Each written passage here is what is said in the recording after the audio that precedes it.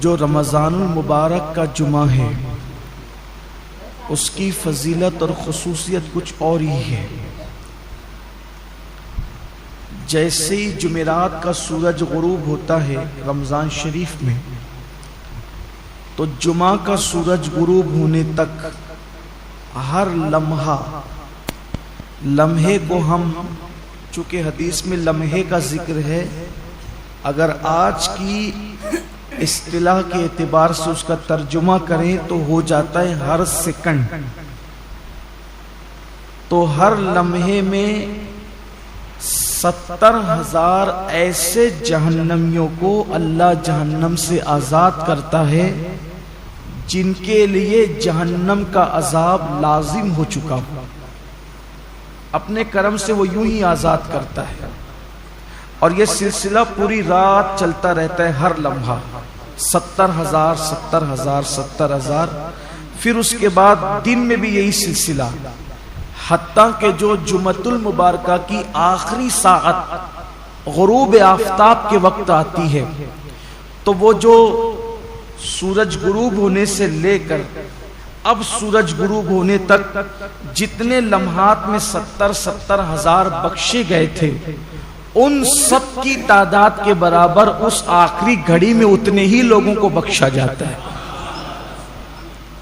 یہ ہے جمعہ کا رمضان المبارک، رمضان المبارک کا جمعۃ المبارک، ماہ رمضان کے جمعۃ المبارکہ کی شان یہ ہے۔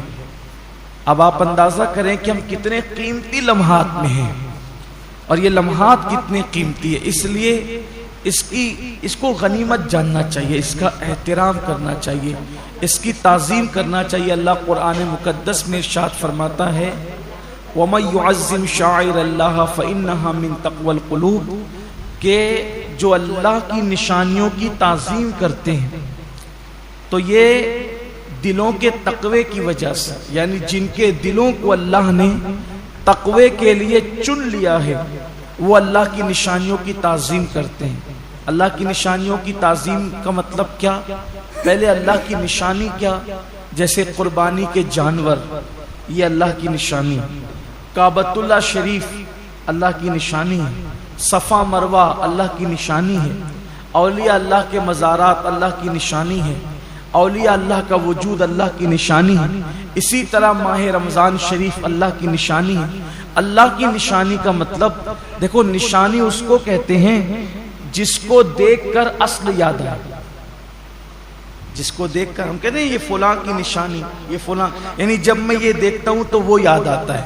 جیسے کسی نے مجھے انگوٹھی دی تو یہ انگوٹھی فلاں کی نشانی، کہ میں انگوٹھی دیکھتا ہوں تو دینے والا یاد آتا ہے۔ تو جن جن چیزوں کو دیکھنے سے خدا یاد آتا ہے وہ اللہ کی نشانی ہے، اور جو اللہ کی نشانیوں کی تعظیم کرے، احترام کرے، تو یہ اس کے دل میں تقوی ہے، اللہ کا ڈر ہے، وہ اس کے دل میں پرہیزگاری ہے، اس بنیاد پر وہ اللہ کی نشانیوں کی تعظیم کرتا ہے۔ تو اب رمضان المبارک کا احترام وہی دل کر سکتے ہیں، وہی قلوب کر سکتے ہیں جس دل کے اندر تقوی موجود ہے، پرہیزگاری موجود ہے، اللہ رب العزت کا خوف موجود ہے، انہی لوگوں کو اللہ توفیق دیتا ہے نشانیوں کے احترام کی اور نشانیوں کی تعظیم کی۔ اب ہم دیکھیں کہ کیا ہمارے دل کے اندر اللہ کی نشانیوں کی تعظیم ہے؟ ہر نشانی کی تعظیم الگ الگ ہے۔ تب رمضان شریف کی تعظیم کیسے کریں گے؟ جیسے اگر کسی ولی کو دیکھیں، کسی اللہ والے کو دیکھیں تو اس کی تعظیم یہ کہ ہم اٹھ کے کھڑے ہو جائیں، اس کے ہاتھوں میں ہاتھ دے دیں، زیادہ سے زیادہ تعظیم یہ کہ اس کی دست و بوسی کریں، اس سے دعائیں لیں۔ لیکن کیا رمضان شریف کے لیے ہم کیسے اٹھ کے کھڑے ہوں؟ یہ دکھنے والی چیز تو ہے نہیں، اس کے ہاتھ تو ہے نہیں کہ ہم اس کے ہاتھ چوم لیں۔ تو اس کی تعظیم کا مطلب کیا ہے؟ تو سب کی تعظیم جدا جدا ہے۔ اللہ کے حرم کی تعظیم یہ ہے کہ جب حرم میں داخل ہو جاؤ تو جن چیزوں سے اللہ نے منع کیا ان چیزوں سے رک جاؤ۔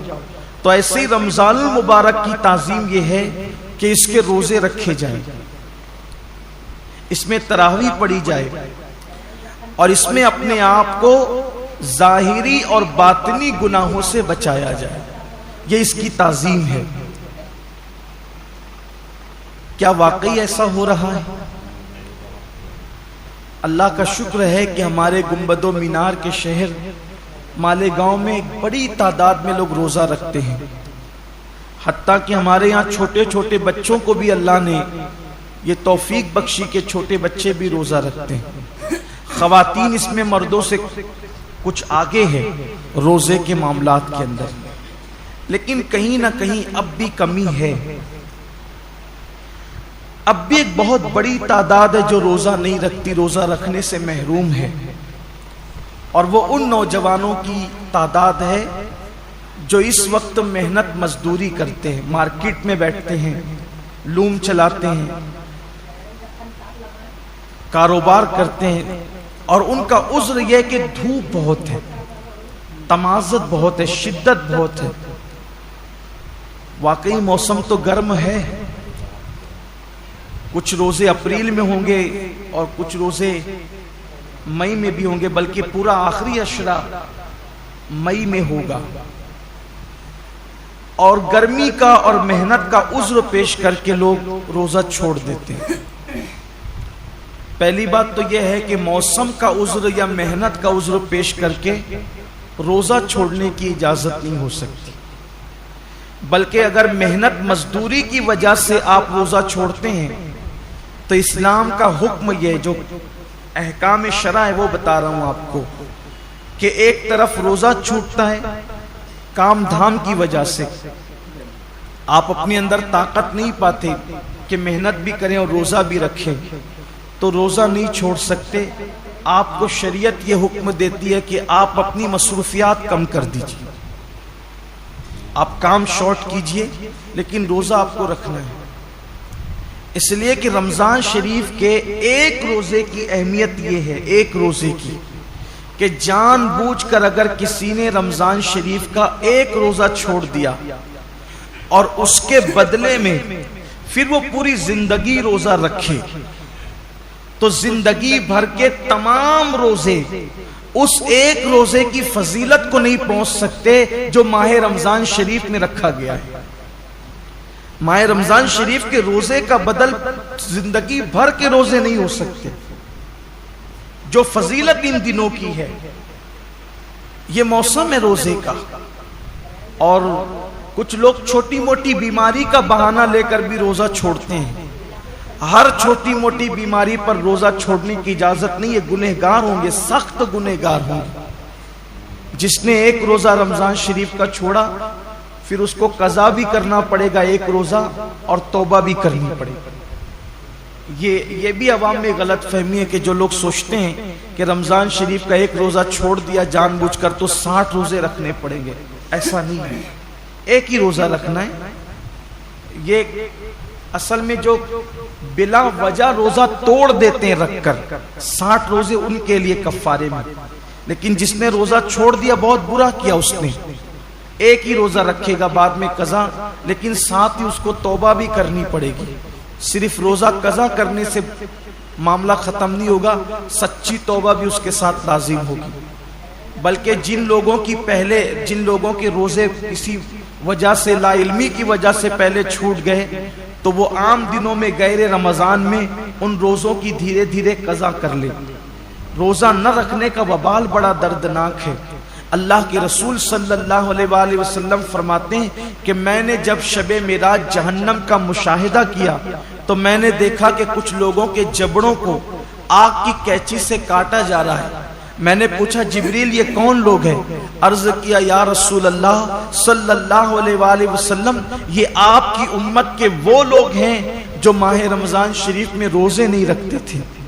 اس لیے یہ دنیا ہے، یہاں تو روتے گاتے گرتے پڑتے خوشی غمی میں زندگی کیسے بھی گزر جائے گی، لیکن ایک دن آخرت ہے، دنیا ختم ہونے والی ہے اور آخرت کبھی ختم نہیں ہوگی۔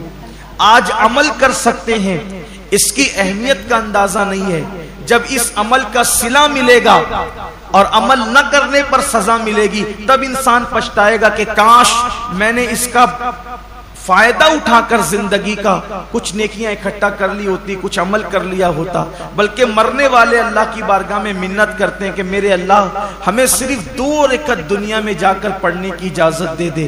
لیکن ارشاد ہوتا ہے بندے جب ہم نے تجھے موقع دیا تھا اس وقت تو نے اس سے فائدہ نہیں اٹھایا، اب زندگی ختم ہو گئی ہے، اب دوبارہ کسی کو دنیا میں نہیں بھیجا جائے گا۔ اس لیے میں اپنے نوجوانوں سے کہتا ہوں بہانہ مت کیجئے، روزہ رکھنے والے کو صبر اللہ دیتا ہے۔ اور ایک بات آج آپ سے کہنا چاہتا ہوں، اگر کسی غربت کی، تنگ دستی کی یا محنت مزدوری کی وجہ سے آپ کا روزہ پر مشقت ہے، آپ کے روزے میں مشقت ہے، تکلیف ہے، تو یہ بات ہمیشہ یاد رکھیے گا کہ جس نیکی میں جتنی تکلیف ہوگی، جس نیکی میں جتنی تکلیف ہوگی اس کا صلہ اتنا بڑھا دیا جائے گا۔ روزہ رکھ کر اے سی میں سونے والوں کا ثواب الگ ہے اور روزہ رکھ کر لوم چلانے والوں کا ثواب الگ ہے، دونوں کا ثواب یکساں نہیں ہے۔ روزہ رکھ کر کے اے سی میں آفسوں میں بیٹھنے والوں کا اجر الگ ہے اور روزہ رکھ کر کے دھوپ میں مارکیٹ میں بیٹھنے والوں کا اجر الگ ہے۔ وجہ کیا ہے؟ دیکھیے ڈاکٹر اقبال نے اس فلسفے کو بہت اچھے سے سمجھایا ہے۔ اقبال کہتے ہیں الفاظ و معانی میں تفاوت نہیں، لیکن الفاظ و معانی میں تفاوت نہیں، لیکن ملا کی اذان اور مجاہد کی اذان اور۔ جو مسجد کے اندر کھڑے ہو کر کے اذان دیتا ہے اس کے الفاظ بھی وہی ہے، اور جو مسجد کے اندر اذان پڑے اس کا معنی بھی وہی ہے، اور جو جہاد کے صحرا میں اذان دے اس کا معنی بھی وہی ہے اور اس کے الفاظ بھی وہی ہے۔ لیکن جو اذان کا ثواب مسجد میں کھڑے ہونے والے مؤذن کو ملتا ہے وہ مجاہد کو نہیں ملتا، اس لیے کہ دونوں کی اذان میں بڑا فرق ہے۔ مؤذن کی اذان پر چند لوگ مسجد میں آتے ہیں اور مجاہد کی اذان پر پوری قوم کو اللہ کامیابی اور فلاح عطا فرماتا ہے، دونوں میں بڑا فرق ہے۔ اس لیے کہ یہ اذان پنکھوں کے سائے میں ہے، یہ اذان چھت کے سائے میں ہے، یہ اذان راحتوں میں ہے، اور وہ اذان مشقتوں اور تلواروں کے سائے میں، دونوں میں فرق ہے۔ تو اسی طریقے سے اقبال کی فکر سے روشنی لے کر کہہ رہا ہوں، اور حدیث پاک کہ جس نیکی میں جتنی مشقت اور تکلیف ہوگی اس کا صلہ اتنا بڑھا دیا جائے گا۔ تو لوم چلانے والے مزدور کبھی غمگین نہ ہوں کہ کیسے کریں، ہمت سے کام لیجیے، جہنم مت خریدیے، جہنم کی عذاب مت خریدیے۔ اگر اللہ کی مرضی کسی کو مزدور بنایا، کسی کو سیٹ بنایا، لیکن آپ کو کام ہمت سے لینا ہے، اللہ اس کا صلہ بہت بڑھا دے گا، اللہ اس کا اجر بہت بڑھا دے گا۔ اور پھر کاش کہ ایسا ہوتا کہ اس سنت کو زندہ کیا جاتا کہ اللہ کے رسول علیہ السلام جب رمضان شریف آتا تھا تو خطبہ دیتے تھے اور فرماتے تھے لوگوں جو تمہارے مزدور ہیں رمضان شریف میں ان کی مزدوری کچھ کم کر دو، یعنی ان مزدوروں کا کام کچھ کم، ان کو صلہ تو پورا دو، مزدوری پوری دو، لیکن ان کا کام کچھ کم کر دو، جیسے دوپہر میں ان کو سونے کا موقع دے دو۔ اب یہاں تو سیٹھوں کا حال یہ ہے کہ اگر مزدور نماز پڑھنے رمضان شریف میں بھی جائے تو ان کے ماتھے پہ شکن آتا ہے۔ یہ لوگ کہتے ہیں نا کہ حالانکہ سارے سیٹ ایسے نہیں ہیں، کچھ اگر سیٹ لوگ یہاں ہیں تو وہ برا نہیں مانے، مجھے تو لوگوں نے یہاں تک کیا کے بتایا کہ ایک سیٹ صاحب حافظ قرآن ہے، مجھے لوگوں نے نام کے ساتھ بتایا، میں نام نہیں لوں گا کیونکہ میں اللہ کے گھر میں واعظ و نصیحت کرنے کھڑا ہوا، غیبت کرنے کھڑا نہیں ہوا۔ کہا وہ حافظ قرآن ہے، وہ خود نماز میں گئے اور جب مزدور نماز پڑھ کر کے آئے تو انہوں نے یہ کہا کہ اب جا تو نماز ہی پڑھتے رہے، یہاں سے نکل جا۔ یہ صورتحال ہے۔ پھر جس قوم کا حال یہ ہو کہ وہ اس قدر گندی سوچ کی حامل ہو جائے کہ وہ اپنے مزدور کو نماز پڑھنے تک جانے نہ دے، پھر ان کے کاروبار تباہ نہیں ہوں گے تو اور کیا ہوں گے؟ ان کے کاروبار کی ملائی دوسرے لوگ نہیں کھائیں گے تو کیا کریں گے؟ کل اور آج کے کاروبار میں کچھ فرق محسوس کرتے ہیں آپ؟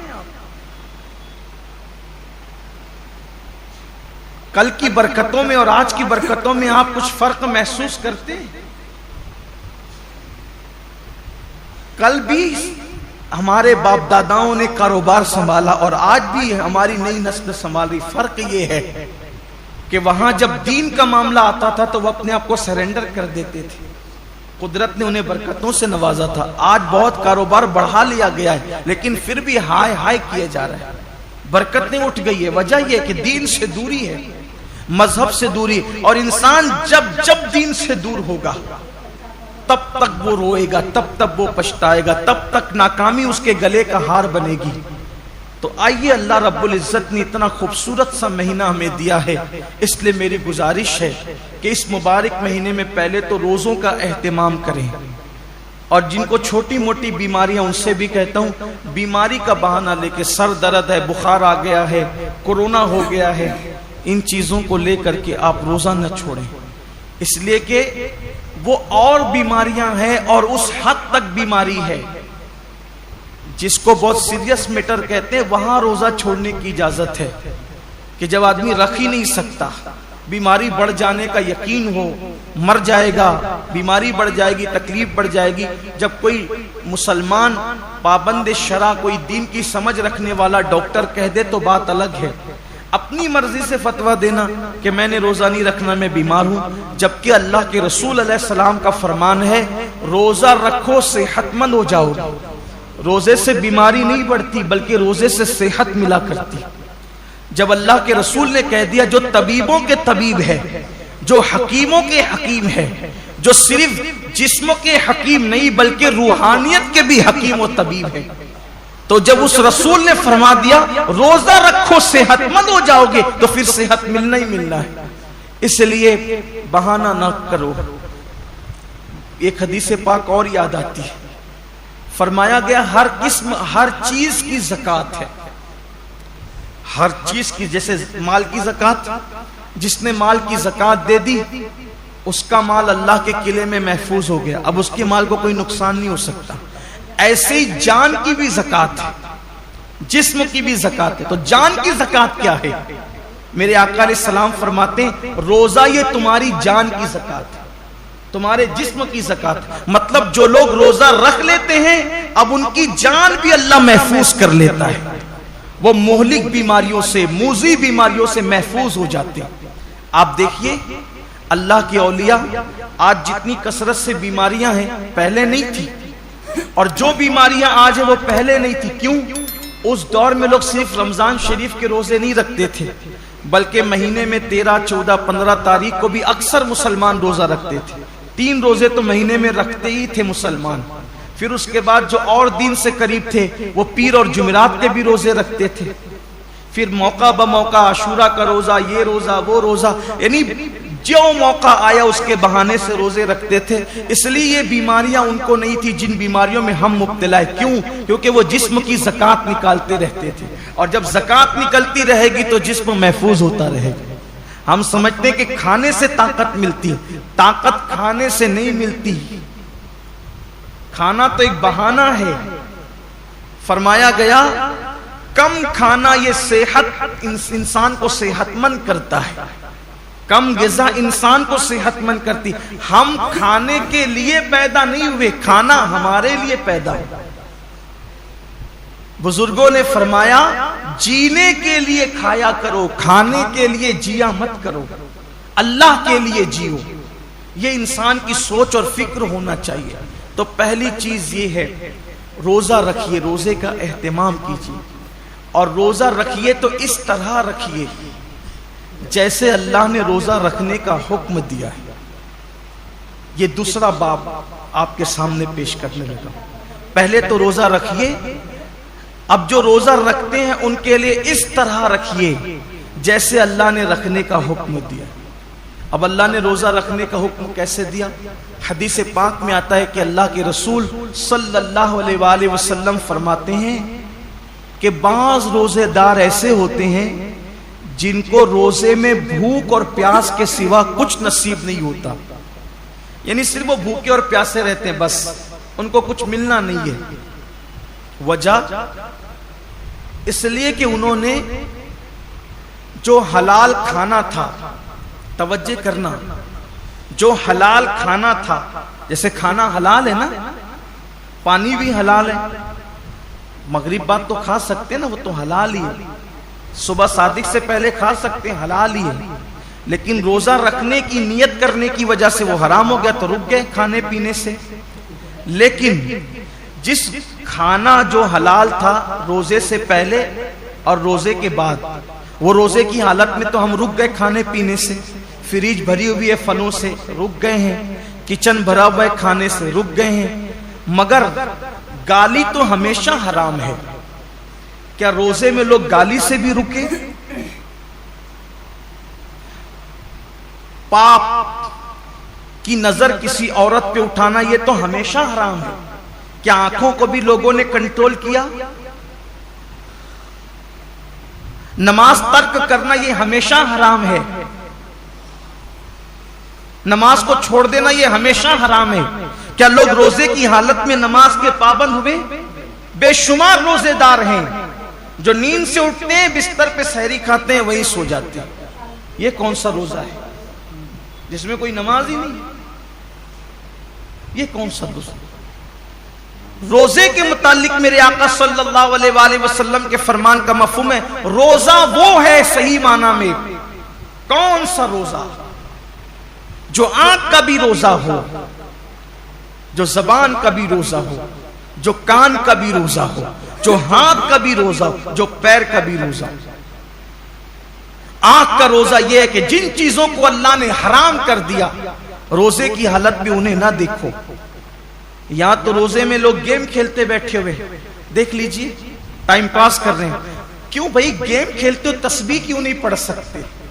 یہ تو مہینہ تسبیح اور تلاوت کا ہے، درود شریف کا ہے۔ اچھا یہ تو گیم کھیل رہے ہیں، اس میں کوئی تصویر تو نہیں ہے، یہ حرام تو نہیں ہے؟ اسلام میں وقت ضائع کرنا ہی حرام ہے، تضییع اوقات حرام ہے اسلام کے اندر۔ گیم کھیلنا موبائل پر یہ حرام ہے۔ حالت روزہ میں یہ کون سا حرام کام لوگ لے کے بیٹھ گئے؟ بچے گیم کھیل رہے ہیں، جوان گیم کھیل رہے ہیں، عورتیں گیم کھیل رہی ہیں، لگے ہوئے سب موبائل پر۔ تو روزہ رکھا تو کیا معاذ اللہ ہم نے احسان کیا کہ آپ گیم کھیلنے بیٹھ گئے؟ یہ روزہ تو نہیں ہو سکتا۔ کچھ لوگ سیریل دیکھتے ہیں روزے کی حالت میں، بلکہ یہ روحانی تربیت کا مہینہ ہے کہ جب آنکھوں سے پاپ نہیں ہوگا، کانوں سے ناجائز حرام چیزیں نہیں سنیں گے، ہاتھ سے کسی پہ ظلم نہیں کریں گے، زبان سے کسی کو گالی نہیں دیں گے، جھوٹ نہیں بولیں گے، غیبت نہیں کریں گے، پیر سے حرام جگہ چل کر نہیں جائیں گے، تو ایک مہینے کے اندر یہ روحانی تربیت ہوگی۔ تو جب رمضان شریف تو چلا جائے گا لیکن یہ نیک عادتیں انسان میں باقی رہ جائے گی، اس طریقے سے انسان کی زندگی بدل جائے گی۔ یہ مہینہ بدلنے کے لیے آتا ہے، یہ مہینہ انسان کو تبدیل کرنے کے لیے آتا ہے، یہ مہینہ انسان کی زندگی میں انقلاب برپا کرنے کے لیے آتا ہے۔ اب زبان جھوٹ بول ہی رہی ہے۔ کچھ لوگوں کا تو روزہ اس وقت تک مکمل ہی نہیں ہوتا جب تک وہ 2-4 لوگوں سے جھگڑا نہ کریں۔ بڑا نازک ہوتا ہے کچھ لوگوں کا روزہ، یعنی ان کا دماغ چڑچڑا ہو جاتا ہے روزے کے اندر، اس سے لڑ، اس سے جھگڑ، اس کو گالی دے، اس سے یہ حالت ہوتی ہے۔ روزہ یہ نہیں، اللہ کے رسول علیہ السلام فرماتے ہیں اگر کوئی روزے کی حالت میں تم سے جھگڑا کرے تو اس کو کہہ دو کہ بھئی میں روزے سے، میں اپنا روزہ خراب نہیں کرنا چاہتا۔ روزے میں جھگڑا نہیں ہونا چاہیے، روزہ نہیں ہے۔ اب آپ کے سامنے بتاؤں، ایسا روزہ رکھو کہ کھانے پینے کے ساتھ آنکھ پہ بھی کنٹرول ہو، زبان پہ بھی کنٹرول ہو، ہاتھ پہ بھی کنٹرول ہو، پیر پہ بھی کنٹرول ہو، سوچ پر بھی کنٹرول ہو۔ اب ایسے روزے کا صلہ کیا ہے؟ تو اللہ خود فرماتا ہے روزہ میرے لیے ہے اور میں ہی اس کی جزا ہوں۔ یعنی ہر نیکی اور ہر نیک عمل کی جزا جنت ہو سکتی ہے، لیکن روزہ تنہا وہ عبادت ہے کہ آپ نے جس کا حق ادا کیا اس کا صلہ جنت نہیں بلکہ مالک جنت ہے۔ سوچے تو صحیح روزہ کیا چیز ہے، مالک جنت کیسے صلہ ہے؟ مطلب یہ کہ اللہ روزے داروں کو اپنا دیدار نصیب فرمائے، روزے داروں کو خدا کا دیدار۔ صحابہ نے پوچھا یا رسول اللہ ہم اللہ کا دیدار کیسے کریں گے؟ تو آقا فرماتے ہیں جیسے تم آسمان پر چاند دیکھتے ہو بلا تکلف، بلا تمثیل، تم اللہ کا یوں دیدار کرو۔ سوچئے حضور اتنے خوبصورت ہیں تو حضور کو بنانے والے رب کے حسن کا عالم کیا ہوگا. کائنات اتنی خوبصورت ہے تو کائنات کو بنانے والے رب کے حسن اور اس کے جمال کا عالم کیا ہوگا. تو اللہ کے لیے ایسا روزہ رکھو اور پھر جاتے جاتے یہ مہینہ مواسات کا مہینہ، غم گساری کا مہینہ ہے، غم خاری کا مہینہ ہے. مواسات کا مطلب، غم گساری کا مطلب، غم خاری کا مطلب ایک دوسرے کا خیال رکھو، ایک دوسرے کا خیال رکھو، نمائشی طور پر نہیں، حقیقی طور پر. ایک دوسرے کا خیال رکھنے کا مطلب اگر کوئی حاجت مند نظر آئے اس کی حاجت کو پورا کرو، کوئی تکلیف میں نظر آئے اس کی تکلیف کو پورا کرو. بلکہ آپ مجھے یہ بتائیں کہ آخر اللہ رب العزت تو بے نیاز ہے، جن کے گھر کی فریجیں بھری ہے، کچن بھرے، ان کو بھوکا رہنے کا حکم کیوں دیا؟ کبھی سوچا روزے کا فلسفہ کیا ہے کہ دن بھر تمہیں بھوکا پیاسا رہنا ہے، سب کچھ ہے پھر بھی بھوکا پیاسا رہنا ہے؟ جیسے کچھ نیکیاں، کچھ عبادتیں خاص مالداروں کے لیے رکھی ہے، ویسے کچھ عبادتیں اللہ غریبوں کے لیے رکھ دیتا ہے. جیسے قربانی مالداروں کے لیے ہے، زکوٰۃ مالداروں کے لیے ہے، حج مالداروں کے لیے، یہ عبادتیں تو مالداروں کے لیے مخصوص کر دی. تو روزے جیسی بھوکے پیاسے رہنے کی عبادت بھی غریبوں کے لیے مخصوص کر دیتا. ایسا کیوں ہوا؟ سب روزہ رکھو، سب کو بھوکا پیاسا کیوں رکھوا رہا ہے؟ اور وجہ یہ ہے کہ مالدار لوگ 11 مہینے پیٹ بھر کے حلق تک کھاتے ہیں، تو ان کو پتہ نہیں ہوتا ہے کہ بھوکوں کی بھوک کیا ہوتی ہے. جو بندہ جس تکلیف سے گزرے گا نہیں اس کو اس تکلیف کا احساس کبھی نہیں ہوگا. جو یتیم نہیں تھا اس کو یتیموں کا درد کبھی پتہ نہیں چل سکتا. جو غریب نہیں ہو اس کو غریبوں کا درد کبھی پتہ نہیں چل سکتا. جو پیدائشی مالدار ہو ان کی فکر میں اور جو غریبی سے مالدار کی طرف آئے ہیں ان کی فکر میں زمین آسمان کا فرق ہے.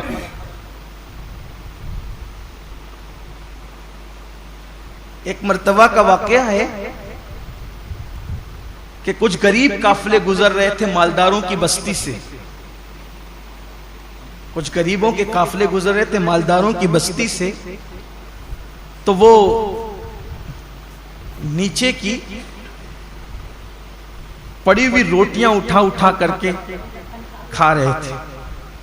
تو مالداروں کے بچوں نے ان کو دیکھا تو اپنے باپ سے پوچھا کہ یہ لوگ نیچے کی روٹی پڑی ہوئی کیوں اٹھا کے کھاتے ہیں؟ تو باپ نے جواب دیا، بیٹے ان کو روٹی نہیں ملی اس لیے یہ روٹی اٹھا کے کھاتے. تو کہا ابا ان کو روٹی نہیں ملے تو انہیں چاہیے تھا کہ یہ دکان سے کیک خرید لیتے. اب اس بچے کو کیا پتا کہ جنہیں روٹی نصیب نہیں وہ کیک کہاں سے خریدیں گے، لیکن اس کی سوچ تھی چونکہ وہ مالدار گھر میں پیدا ہے. تو جو غربت، اسی لیے اللہ نے اپنے محبوب صلی اللہ علیہ وآلہ وسلم کو یتیم پیدا فرمایا. اسی لیے اللہ نے اپنے محبوب صلی اللہ علیہ وسلم کی پرورش غریب گھر میں فرمائی. کیوں؟ کہ محبوب کو ایسی غربت سے گزارو اور ایسی یتیمی سے گزارو، کیونکہ جو غریبوں کا ماوا اور یتیموں کا ملجا بنا کر بھیجا گیا ہو، جب تک اس منزل سے گزریں گے نہیں تو وہ حقیقی درد کا احساس جو ایک غریب کو غربت کی وجہ سے ہو سکتا ہے، ایک یتیم کو یتیمی کی وجہ سے ہو. اسی لیے تو اللہ کے رسول علیہ السلام یتیموں کو دیکھتے تھے تو آنکھوں میں آنسو آ جاتے تھے. کیوں؟ اس لیے کہ حضور خود یتیمی سے گزرے تھے، وہ در یتیم تھے. آقا فرماتے ہیں میں اس ماں کا بیٹا ہوں کہ میری ماں دھوپ میں سوکھا ہوا گوشت کھا کر کے زندگی گزارتی اور میری ماں کو میں نے سوکھے ٹکڑے کھاتے ہوئے دیکھا. اللہ کے رسول علیہ السلام یہ فرماتے ہیں. تو یہ روزے جو رکھائے جاتے ایک مہینے تک، اس کی بہت ساری حکمتوں میں سے ایک حکمت یہ بھی ہے 11 مہینے تک پیٹ بھر کر کھانے والوں ذرا ایک مہینے بھوکے رہ کر دیکھو کہ دنیا کے اندر جو قوم روٹی کے ٹکڑے کو ترس رہی ہے آخر بھوک کس چیز کا نام ہے، تاکہ ان کی بھوک کا تمہیں احساس ہو. اور بھی حکمتیں، لیکن ایک حکمت یہ بھی ہے کہ ان کی بھوک کا تمہیں احساس ہو. تو یہ مہینہ مواسات کا مہینہ ہے. حاجتیں پوری کرنے کا مہینہ ہے، تکلیفیں پوری کرنے کا مہینہ ہے۔ اللہ کے رسول علیہ السلام کا فرمان ہے، حدیث پاک میں آتا ہے کہ جو ماہ رمضان شریف میں اپنے کسی مومن بھائی کی صرف ایک حاجت پوری کر دے، ایک حاجت، اللہ تعالیٰ اس کی 10 لاکھ حاجتوں کو پورا فرمائے گا اور اس کو گناہوں سے ایسے پاک کر دے گا جیسے وہ ابھی اپنی ماں کے پیٹ سے پیدا ہوا۔ اس لیے اگر اللہ نے آپ کو نوازا ہو دولت سے، اگر اللہ نے آپ کو نوازا ہو مال سے، اگر اللہ نے آپ کو خوشحال رکھا ہو تو اپنے رشتہ داروں کا خیال کریں، اپنے گرد و پیش کا خیال کریں۔ میں تو صرف یہی عرض کرنا چاہتا ہوں کہ ہر آدمی اگر صرف اپنے رشتہ داروں کو سنبھال لے تو مسلمانوں کی غربت کا خاتمہ ہو جائے۔ اس لیے اپنے گرد و پیش کا جائزہ لیں، حسب حیثیت حسب طاقت ایک دوسرے کی مدد کریں، اور ایک دوسرے کی مدد کرنے کے ساتھ ساتھ اللہ تعالیٰ نے اگر آپ کو مال دیا ہے، دولت دیا ہے، تو اپنے مال سے مدارس اسلامیہ کی بھی مدد کریں، اس لیے کہ جب تک مدارس ہیں تب تک علم زندہ ہے، اور جب تک علم زندہ ہے تب تک اسلام زندہ ہے۔ اللہ کے رسول علیہ السلام فرماتے ہیں العلم حیات الاسلام و عماد الدین، کہ علم اسلام کی زندگی ہے، جب تک علم رہے گا اسلام رہے گا۔